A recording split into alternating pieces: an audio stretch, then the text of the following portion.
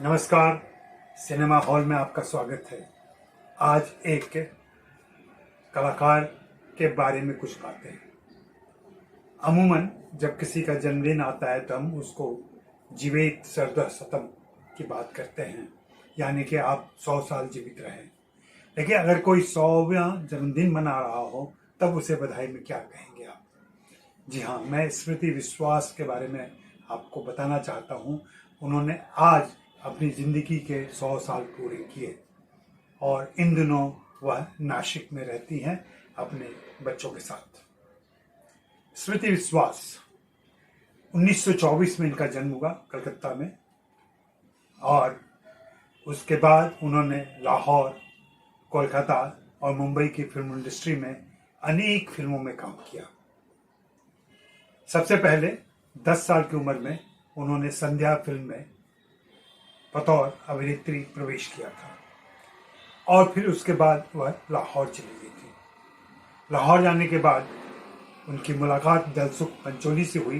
दलसुख पंचोली के बारे में बताऊं कि उनकी जो कुव्वत, उनका जो रुतबा लाहौर फिल्म इंडस्ट्री में था, वह आज की तारीख में कह लें कि करण जौहर, आदित्य चोपड़ा का मुंबई की फिल्म इंडस्ट्री में है, या कभी न्यू थिएटर का जैसा रुतबा था वैसा रुतबा था उनका। तो ज्यादातर कलाकार, कलकत्ता के कलाकार, मुंबई के कलाकार लाहौर जाया करते थे और उनकी फिल्मों में काम करते थे। दलसुख पंचोली ने उन्हें अपनी फिल्म धमकी दी और धमकी में आने के बाद से लाहौर में उनकी चर्चा और मांग बढ़ी। तो फिर एस.डी. नारंग ने उन्हें अपनी फिल्म दी नई भाभी। एस.डी. नारंग ने जब यह फिल्म दी थी उन्हें, या उनके साथ खुद ऑपोजिट थे वे हीरो के तौर पे, तब उन्हें कहाँ मालूम था कि भविष्य में स्मृति विश्वास उनकी पत्नी हो जाएंगी, दोनों की शादी हो जाएगी। ये हुआ, लेकिन इसमें अभी थोड़ा वक्त है। लाहौर में वह काम करती रही।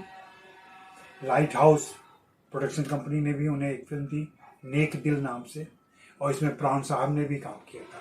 यह फिल्म 48 में रिलीज हो पाई, लेकिन बंद तो गई थी लाहौर में विभाजन के पहले ही। विभाजन के बाद बहुत सारे कलाकार लाहौर से भारत लौटे और अपने घरों की तरफ गए। स्मृति विश्वास सबसे पहले कोलकाता लौटी। कोलकाता लौटने के बाद उन्होंने कुछ बंगाली, कुछ हिंदी फिल्में की, और एक महत्वपूर्ण फिल्म उन्हें मिली ओदेर पाथे, जो बिमल राय की फिल्म थी और न्यू थिएटर में इसका निर्माण हुआ था। इस फिल्म को करने के बाद स्मृति विश्वास की मांग और बढ़ी और वह मुंबई की तरफ आ गई। मुंबई आने के बाद उन्होंने उस जमाने के सभी प्रमुख निर्देशकों और कलाकारों के साथ काम किया, जिसमें वी शांताराम हैं, गुरुदत्त हैं, राज कपूर हैं, दिलीप कुमार हैं, देवानंद हैं। इन सब के साथ उन्होंने काम किया। मुख्य नायिका के तौर पर तो वे इस तरीके से नहीं दिखी, लेकिन सहयोगी कलाकार के तौर पर और पैरेलल भूमिकाएं जो उस समय की नायिकाओं की हुआ करती थी, वैसी भूमिकाओं में वे बार बार दिखती रही और उन्होंने अच्छा नाम कमाया, पैसे कमाए, शोहरत मिली, सब कुछ हुआ उनके साथ। मैं उनकी कुछ फिल्मों के नाम आपको बताता हूं, मैंने लिख लिया है इसलिए मैं पढ़ के सुनाता हूं आपको।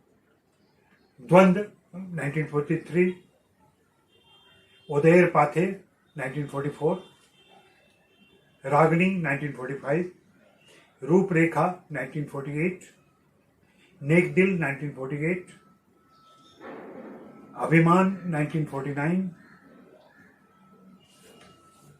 मर्यादा 1950, पहला आदमी 1950, शमशीर 1953, 40 बाबा एक चोर 1953, हमदर्द 1953, चांदनी चौक 1954, भाई साहब 1954, शहीदे आजाद भगत सिंह 1954, राजकन्या 1955, लाखों में एक 1955, आबे हयात 1955, शिकार 1955, बाप रे बाप 1955, भागम भाग 1956, जागते रहो 1956, सैलाब 1956, टकसाल 1956, ताज और तलवार 1956, दिल्ली का ठग 1958, नील आकाशेर नीचे 1956, Dhaka 1959, modern girl 1961। Modern girl भी उनकी एक बहुत महत्वपूर्ण फिल्म है। यूट्यूब पर उसके बारे में डिटेल मौजूद है, कभी मौका मिले तो आप जाकर वहां देखिए। तो स्मृति विश्वास ने इस तरीके से बहुत सारी फिल्मों में काम किया। फिर वो मुंबई में रहीं। मुंबई में भी उनका काम काफ़ी अच्छा चलता रहा और बांद्रा के आसपास उनका एक बंगला हुआ करता था और वह बंगला 3 माले का था और तीसरे माले पे वहाँ एक स्टूडियो हुआ करता था, सेट लगा हुआ था जहाँ पे शूटिंग भी होती थी और एक डांस रिहर्सल का रूम भी था। वहाँ डांस रिहर्सल करने के लिए हेमा मालिनी, रेखा और तमाम रीना रॉय, सुनील दत्त वगैरह आया करते थे। इससे उनकी जान पहचान बनी रहती थी। मैं बता दूं कि इसके पहले उन्होंने फिल्मों में काम छोड़ दिया था। दरअसल एस.डी. नारंग से उनकी प्रगाढ़ता बढ़ी, कलकत्ता में बड़ी प्रगाढ़ता। बाद में मुंबई आने के बाद उन दोनों ने शादी कर ली, लेकिन शादी करने के साथ एस.डी. नारंग ने शर्त रखी कि मुझे बीवी चाहिए, अभिनेत्री नहीं, मुझे अपने बच्चों की माँ चाहिए।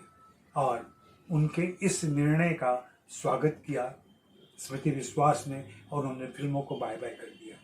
वह घर में रहीं, काम करती रहीं अपना घर का और घर संभालती रहीं। लेकिन जैसा कि ऐसी कहानियों में होता है, एस.डी. नारंग की 1986 में 1986 में मृत्यु हो गई। तब उनकी उम्र महज 67 साल थी। लेकिन उसके बाद से परिवार विपत्ति में फंसा, विपन्नता में फंसा। क्या हुआ कि इनका बंगला किसी ने रिपेयरिंग करने के बहाने या रिपेयरिंग करने के लिए बुलाया गया था उसको, उन्होंने उसे लिया और कहा कि आप लोग कुछ समय के लिए बंगले से बाहर रहें, जब मैं रिपेयर कर लूँगा फिर आप लोग को बुलाऊँगा। लेकिन उसने हथकंडा किया, कुछ गलत कागजात बनाए और वह बंगला कब्जिया लिया, हथिया लिया। उसके बाद से स्मृति विश्वास की स्थिति थोड़ी खराब हो गई। उन्हें बार बार ठिकाने बदलने पड़े, जगह बदलने पड़ी रहने की और बाद में आखिरकार वह थक हार कर नासिक चली गई। नासिक में ही रहती हैं। कुछ सालों पहले उनके बारे में एक स्टोरी आई थी और तब किसी ने लिखा था किसी वेब पोर्टल पर कि उनकी हालत बहुत बुरी है, नाजुक है, आर्थिक स्थिति ठीक नहीं है और यह फ्रॉम रैक्स टू रिचेज के उलट फ्रॉम रिचेज टू रैक्स की कहानी हो गई है, जबकि उनकी बहन ने इस बात से इनकार किया था। बहरहाल इस बीच में फिल्म हेरिटेज फाउंडेशन के शिवराज सिंह डूंगरपुर उनसे मिले और उन्होंने उनकी आर्थिक मदद भी की, मदद करवाई। साथ ही उनके पास जितने दस्तावेज थे उनकी फिल्मों के, एस.डी. नारंग साहब के, वो सब कुछ फिल्म हेरिटेज फाउंडेशन के लिए लिया और उनसे बातचीत भी की, जिसकी रिकॉर्डिंग उनके पास मौजूद है। देर सवेर वह रिकॉर्डिंग सबके सामने आएगी तो स्मृति विश्वास की कहानी, उनके दास्तान सब तक पहुंचेगी। फिलहाल मैं उनकी लंबी उम्र की कामना करता हूं और चाहता हूं कि आप कुछ फिल्में उनकी उलट कर पलट कर देखें। यूट्यूब पर मौजूद तो होंगी ही, खोजेंगे तो जरूर मिल जाएगी। शुक्रिया, मेहरबानी।